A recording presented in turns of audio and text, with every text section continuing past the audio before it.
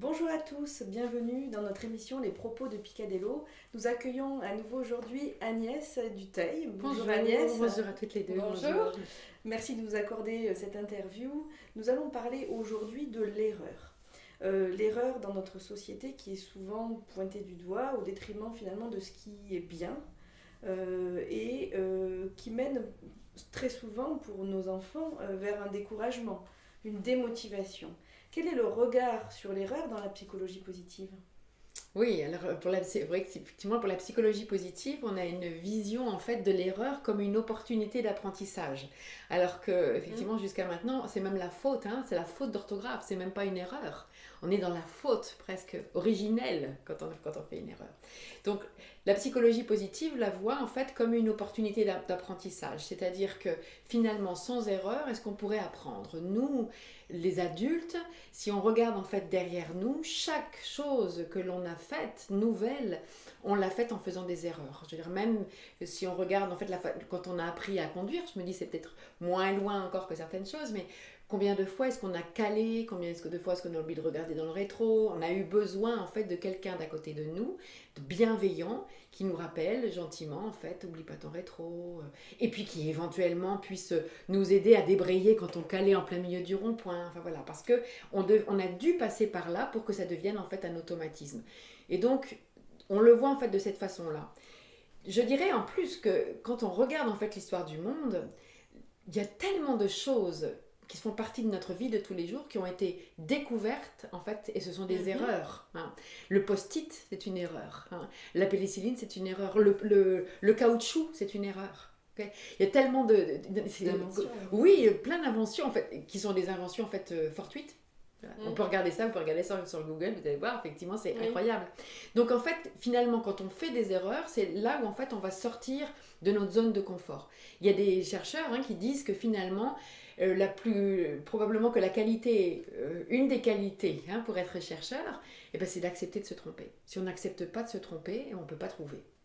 Donc alors que nous, en fait, on élève nos enfants avec l'idée que tout doit être parfait du premier coup, que on va souligner les erreurs en rouge, on va demander en fait la perfection. Et en fait, quand on souligne les erreurs en rouge, on demande à l'enfant bizarrement de se concentrer sur l'erreur au lieu de se concentrer sur ce qui est chouette. Alors, vous le soulignez, la difficulté de l'erreur, c'est qu'effectivement nos enfants, ils peuvent ensuite être découragés. Si ceux qui nous écoutent là, vous pouvez aller regarder sur YouTube, il y a une toute petite vidéo qui s'appelle l'impuissance apprise. Vous tapez impuissance apprise et vous irez voir en fait une expérience qui a été faite en psychologie positive et qui va vous montrer ce que, en fait, en faisant 2 erreurs déjà, en fait, il y a un découragement en fait qui arrive et on n'arrive pas en fait à aller au-delà. Il y a quelque chose qui s'écroule à l'intérieur de nous. Donc, de quoi a besoin un enfant en fait ? C'est d'être accompagné dans l'erreur, avec bienveillance, c'est-à-dire, c'est presque de célébrer l'erreur. Ah, chouette, tu t'es trompé, on va comprendre en fait, maintenant on va pouvoir comprendre, toi tu vas pouvoir comprendre ce qui va pas. Nous-mêmes en fait, je veux dire que si on réussit du premier coup sans faire d'erreur, le risque il est très grand qu'on ne réussisse pas du deuxième coup la deuxième fois. Parce qu'on ne sait pas comment on a réussi. Il faut qu'on passe par l'erreur pour pouvoir le reproduire. Donc l'enfant il a besoin d'être simplement accompagné, encouragé, valorisé, et puis en fait qu'on garde notre confiance en lui, qu'on garde la fierté qu'on a en lui en fait dans l'erreur, et puis qu'on lui propose en fait même de jouer avec son erreur, c'est-à-dire finalement écoute t'as renversé tout le lait là, écoute maintenant si tu veux tu peux jouer avec. Maintenant c'est fait. Pourquoi crier ? Pourquoi... non, finalement c'est une erreur. Comment tu vas faire la prochaine fois pour sortir le lait du frigo sans le renverser ? Donc en tout cas, c'est parce que l'enfant n'a plus peur de ses erreurs, peut effectivement se dire « Ok, j'essaye ». Que en fait il va pouvoir déployer ses ailes. Vous savez, en fait il y a un très beau proverbe qui dit en fait des racines et des ailes pour les enfants, qui leur donner leurs racines, c'est ce qu'on leur donne nous les parents en fait avec tout leur arbre généalogique et leur histoire familiale tellement importante, et puis les ailes c'est effectivement c'est essaye, essaye, et si c'est pas réussi du première fois, ça n'a pas d'importance, puis peut-être même que tu réussiras pas, tu recommenceras pas ça une deuxième fois, parce que peut-être que du coup ça t'aura donné carrément l'idée de faire carrément autre chose, et ça n'a pas d'importance. Mais parce que tu acceptes l'erreur, tu vas pouvoir sortir de ta zone de confort. Parce que tu acceptes l'erreur, tu vas aussi pouvoir faire des choix. Il y a tellement d'adultes qui ne peuvent pas faire de choix, qui attendent que la vie fasse des choix à leur place, qui sont tout le temps en train de peser le pour, le contre, etc., qui attendent que les autres fassent des choix pour eux, tellement ils ont peur de se tromper. Quand on a peur de l'erreur, souvent aussi c'est parce qu'on a peur du jugement de l'autre.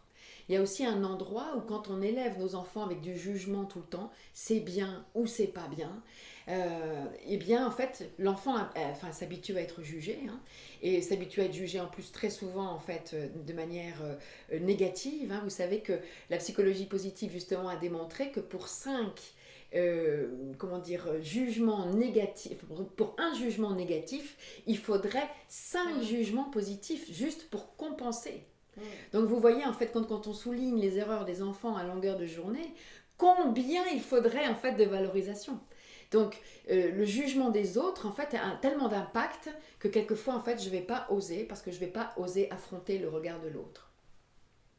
Et puis effectivement la dernière chose c'est que quand on a besoin de perfection comme ça et qu'on on se dévalue toujours, on est tout le temps en train on n'a même plus besoin de regard de l'autre, hein. En psychologie on dit qu'on l'a introjecté, c'est-à-dire qu'on a tellement été élevé avec le regard jugeant de l'autre que quand on est adulte, eh bien on n'en a même plus besoin. Le regard jugeant de l'autre, on l'a à l'intérieur de nous et c'est nous qui nous jugeons continuellement, voilà, sur le fait que ce que l'on a fait n'est pas parfait, n'est pas ce que j'aurais voulu faire, etc. Donc ça rejoint aussi beaucoup après l'estime de soi, la confiance en soi, hein. Voilà, tout est dans tout ce qu'on disait tout à l'heure, effectivement. Donc en psychologie positive, non seulement l'erreur en fait est quelque chose en fait qui est valorisé, plutôt, voilà, accompagné et valorisé. Voilà. Très bien. Merci beaucoup Agnès pour ce regard de la psychologie positive sur l'erreur, c'était vraiment intéressant. J'espère, chers parents, que vous avez apprécié cette interview que vous pourrez retrouver sur notre site www.picadelo.com. En attendant, continuez à partager de bons moments avec vos enfants et à bientôt. À bientôt, merci. Au revoir. Merci Agnès.